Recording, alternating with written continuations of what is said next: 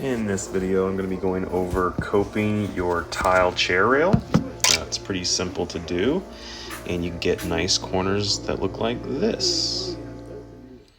Now, the first thing you do is get the width that you need and cut off the excess. On this little tabletop saw, you have to cut it to length first, and I'll show you why.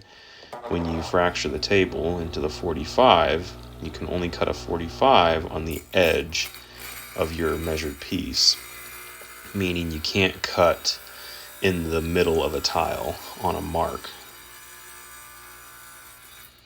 Once you make that cut, then trim off the excess just like this and get ready to cope the back side of it. This makes it so that you're not using the blade to take off most of the material. And I apologize for the shaky appearance of the video. My gimbal was actually sitting on the top of the wet saw. That's why you see some vibration feedback in here. But you can see you just use the side of the blade to shave down the excess material. And I shave it about 1.5 millimeters away from the edge of the ceramic glazing, all the way around.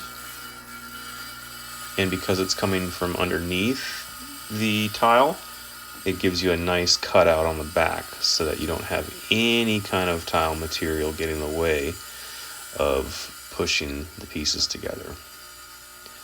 So you'll want to be careful and take your time and make sure that you're staying nice and consistent all the way along. Now you can use a round diamond file like I have here. I bought this at Home Depot, I think, for less than $20, and it's really a great tool to use. It allows you to contour very well, and with these ceramic tiles, it doesn't take long at all to take off the material. As you can see here, it's doing a really good job at taking off the excess material quickly. I really like the sound of the scraping against the tile. It's kind of soothing. It's almost ASMR. But it doesn't take long to do this process.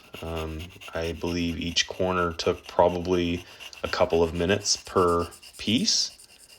And when you're done with it, you're left with a really clean looking seam. Now you can miter your corners. It is easier to do it that way, but I don't think that it looks as good. And mitering your corners on tile is actually more difficult, in my opinion, to get your corners to look beautiful. It's actually easier to cope it once you get the hang of using your tools to do so.